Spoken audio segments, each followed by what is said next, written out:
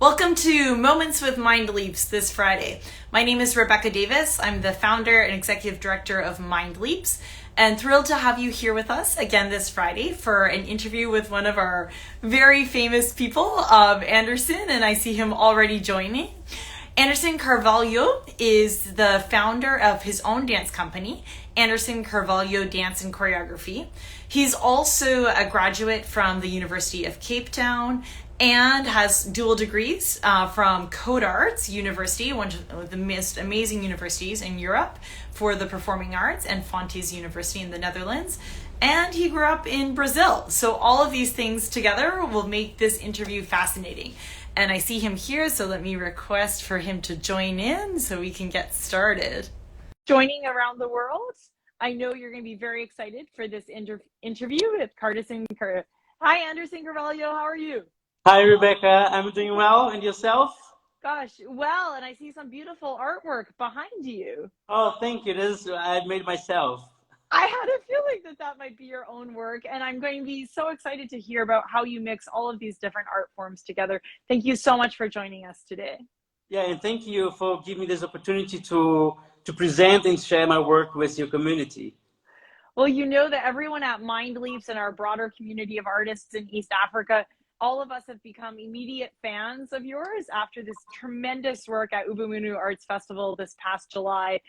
It was a standing ovation that just went on and on and on, Anderson. We are such fans. This sounds amazing. Thank you. Please share with us a little bit about this very eclectic background that you have. You're basically spread between three countries and have this international experience, but Brazil, the Netherlands, and South Africa are obviously shaping experiences in your artwork. Tell us how these three countries combined to start your dance career. First, starting, I'm from Brazil. I come from the suburbs, one of the biggest and most dangerous favelas in my hometown, Fortaleza. And I came from very far. I always say to people that for me to be here would be impossible. That would take 3 to 4 generations of my family or none. Because I came from a place where I know what means criminality inside of the house, which I know what means poverty at the table, which I know what means rejection, which I know all these odds that is there to not make to not allow to happen. And through art, I found a way to break the system, to break the boundaries, to go against all these rejections, and to say, well, I'm here to make it happen. And yeah, and through drama, through dance, I could see a different world, and then I could path my own way. I could create my own journey. And for me, this was like, I look back today and I say like, well, I'm my own inspiration today. Because all my biggest inspirations, my masters, my so-called heroes, they failed me when they told me that I didn't have talent for dance. When they told me that I wouldn't make it. When they told me that was not possible. And the only thing that I could hold on was my own history back in Brazil. It was my mother's story. It was what I have been through. Gosh, everyone in MindLeaps resonates with the words that you say, because we are just fundamental believers that children hear no, they hear rejection, they hear everything is not possible, and they see around them that it's not possible. And yet sometimes if the arts is used correctly, it can change that mindset. But as you say, if the influences are negative connected to the arts, it can also just shut these children down even further. And I tell you, it's we come from a place where hope, that the word hope doesn't exist, because we live in a survive mode. And then wherever you go, you see everywhere is not possible. You cannot make it. You're not good enough. You need to follow a different system, and it's quite hard to understand that you are able to make it. You can do it. You just need to find the right tools. You just need to understand how it works and adapt to your own way of creating, moving, thinking, creating new methodologies. and art is there to help you to do that. So did you first discover in the way that you discovered it in your life visual art or performance and dance? Since my early age, I think well between 6, 7 years old, uh, I always like to tell the story. I loved when a circus would come to my neighborhood, and I was just like fascinated. You know, it was mesmerizing. But I didn't have money to go and watch the circus, so the only way that I could do that it was becoming friends of the artists, and they allowed me Wow. to go for free. But then I was there, and then well, I felt like amazing. It was beautiful, and I was learning by watching. And then I was praying that the circus would go away, because when they go away, they leave garbage, pieces of plastics, ropes. And then once they left the neighborhood, I would go there and I would take the garbage, the plastic, the ropes, and I would make my own circle at my mother's backyard. And I would teach my cousin to be a clown, to be the like the, the elastic woman, and then I would Yeah. invite everybody from my streets to come and watch my performance. The Anderson Circus. Yeah, and it was like for me it was amazing, because during the day I could see these people crying, going through difficult time, and then when it was evening, they were there with me in a circle, laughing, and for me it was like the edge of going to a school, but I was dreaming to come back home and make it that happen, because it was a way to bring happiness to my community. So since that time, I experienced art. Now, I Yeah. experienced Yeah. colors, forms, and Yeah. later on at school, I discovered drama. And Okay. then Okay. it was a way when I really discovered the power of art. And then I also went to a circus in my neighborhood. But at the beginning, I went just to escape from the poverty and to have a place where I could eat, because Right. sometimes we didn't have food at home. Yeah. So we need to go to a neighbor, or we need to go to a circus. And and then I discovered that from there on, I could see there was a new world that I had to Mm-hmm. explore. Mm-hmm. So it was possible. Yeah. And then I started to understanding how it works, challenge myself, getting books, taking books from school, uh, trying to question myself. And then Wow. this is power of art. We can only change if we create a space where we can question, where we can reflect. Yeah. Yeah. One of the things I've heard you say in some of your interviews and your work with artists is that like there's somehow right now, and maybe it's always existed, but it seems particularly strong right now in our culture, that we like to evaluate, is this art better or is this art better? And I've heard you say that like all art is equal, because there is no good art and there is no bad art, because it's your art. And that power, that actually this incredible tool can also be used to promote equality. Exactly. I believe there's no bad, there's no, I think any type of art is a way, it's someone expressing themselves. Mm, So why mm, should I say that this is wrong? Well, it's someone's feelings. So we mm, all feel the same thing. So when people come to me, I don't want them to understand my work the way I want them, the way I want to to show them, but I want them to question themselves, you know? mm, And there is no bad or wrong. It's just someone expressing themselves the way that they found, the way that they believe works. And through that way of expressing themselves, they are healing themselves, they are helping others to mm, connect to them. So it's uh, it's quite confronting to yeah, understand, because you see a lot of people uh, comparing, putting the art here. You're not good yeah, than me. So I always like tell people, yeah, we measuring it. all Yeah. have our own way of creating art. So my art is good on my way of creating. So it is yours as well. Well, it's just incredible that you've developed such a strong, powerful mindset, knowing the circumstances you've come from. When you describe like you're creating your own circus, I'm not surprised at all today that you're running your own dance company. Seems like you've been running your own dance company since you were a child. Tell us a little bit about how then you connected even deeper into this world of dance for social change and work for social change with Dance for All and some of your other projects around the world. So after discovering the power of art through drama at school, I went to experience dance in a social dance institution in Fortaleza. And it was amazing because at first they didn't believe I had talent. And a few years We later, can believe it. I became a teacher. I became a Okay. drama teacher. I became a dance teacher. I started choreographing, and I was one of the main dancers of the company. Mm-hmm. So, but it just shows how people are projecting what they had lived in others. That's why I always say, do not listen Mm, to rejection, because rejection is just a projection of somebody's experiences. So as a absolutely. young Well artist, said. you need to believe in yourself. You need to believe in your art. You need to believe in what you do. Because if you don't believe and then you let others believe for you, it will be quite hard to make it.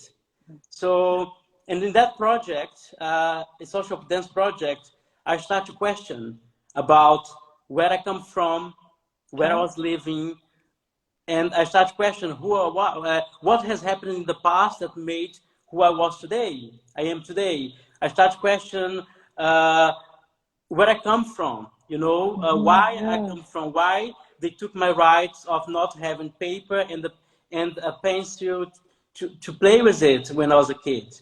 And then this questioning, this reflection, it made me understand that uh, we need to use art as a tool Yeah. to bring consciousness. We need to Yeah. create a safe space where we can practice creative freedom. And Absolutely. this is what I'm when I'm doing. I'm studying now. In 2017, I started my master degree, and I decided to start to study my own life. So my whole master degree was about Oh myself. my gosh. So out to ethnography into practice and performance is where I go back to understand where I come from, my Mm, family, what has happened in the past that has made who I was, who I am today, all the memories embedded in the space in the house, in my body, and through that, bringing into my practice and performance as a way to create new methodologies to bring to social dance projects. Why? Because I believe that social dance projects or using methods that is not made for everyone. It's not made for in 10, one will make it. yeah. So how can Yeah. you rethink social dance projects by looking into in different ways, how to adapt methodologies, techniques, how to bring the young dancers, not through an existing technique that will program him, but how Create to a make box. him, Yeah. yeah, but how to bring him into a journey that he understands his own life movement by questioning, by helping him to reflect, by helping him to question, by looking back and say, listen, look to where you come from. Let's understand what has happened there that made who you are today. And how can we translate this into movement? So my whole work is about ethnography into practice and performance as a way of creating new methodologies to create dance work. I remember this. This is so great. I remember hearing you say about your dancers, which like it didn't make sense to me until I saw your work, and then after I saw your work, I was like, "Oh, this makes sense to me." And you were saying like, "I want the audience to not see my dancers as dancers, but they should see them as people." I was like, "Huh." Like, I wonder what that means. And when I saw your work, it is such an example of that. And I see now from your work with your master's degrees that it's like this focus on the techniques and the technologies and how we kind of break down this very like linear process as to how somebody becomes a dancer, which almost creates like these blinders instead of like opening up someone's life through art. Yeah, right now I'm in the process of researching.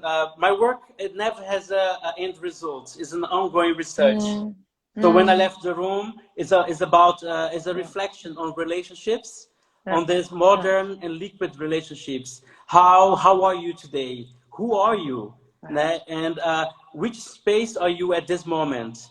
Né? This physical space, this body, and this is about questioning and asking you to listen to yourself and look around, you know. So at this moment, I'm creating a work called The Intimacy of the Skin, Okay. which I'm together with another artist, Guilherme Duarte. We are researching on memories. We are creating movement based on our experiences by questioning, by endless conversations, by touching as a lens for sense and understanding of the body. So yeah, my journey, my work is it's about unfolding this human that is there. Is about healing. Is about helping you to understand, to heal, and to find your own way. Yeah. When we saw, when I left the room, the piece that you just referenced, many of us saw it live in Kigali, Rwanda, at Ubumuntu Arts Festival.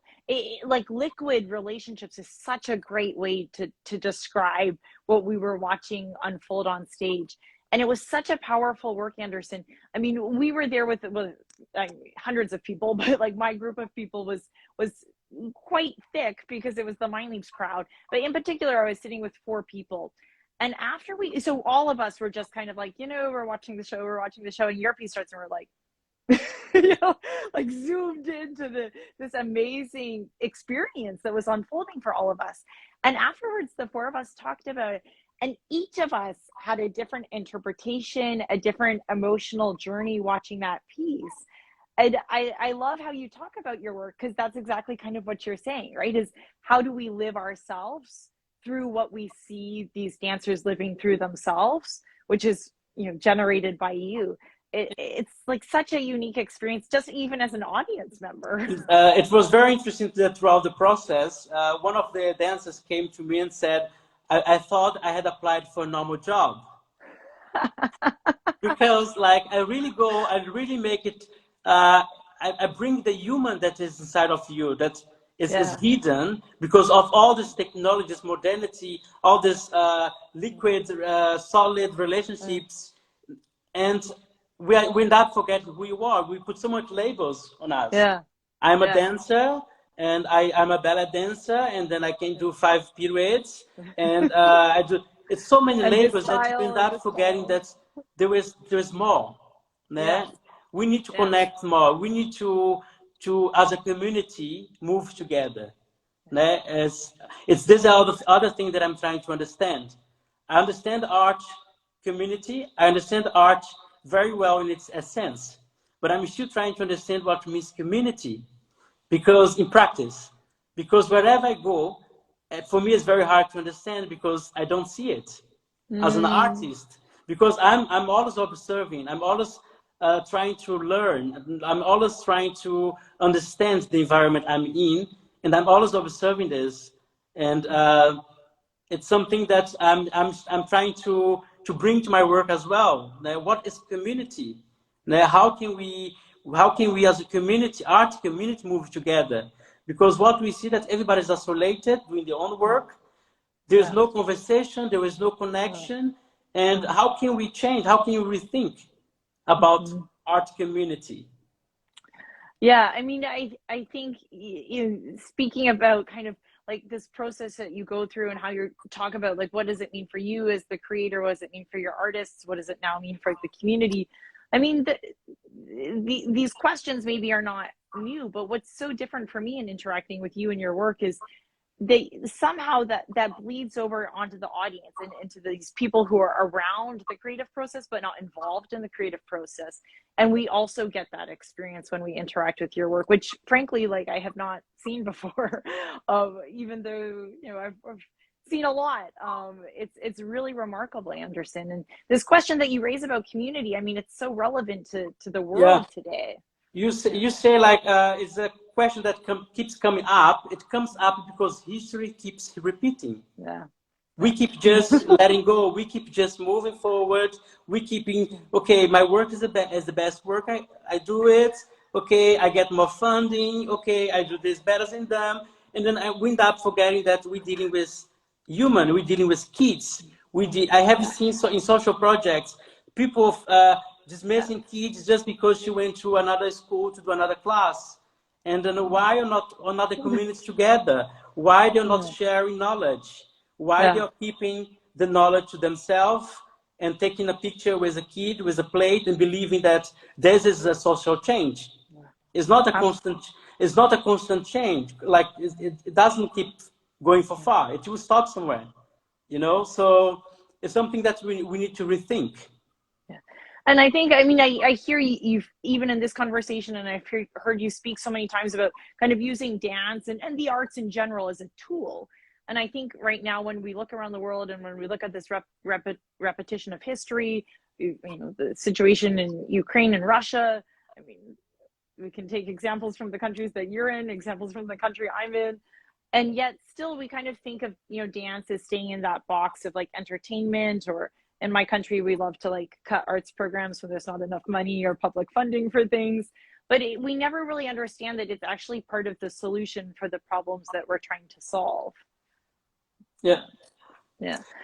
As you go forward and right now, as you talk about, you're in the middle of this new piece right now. I wonder, Anderson, if you think about kind of how does the way that you think, the way you work as an artist, how does that get passed down or passed out, maybe? Because there's so much that you're adding to our field, and if that those techniques and those processes were able to be like expanded upon or shared, there's so much the field could achieve with a leader like you.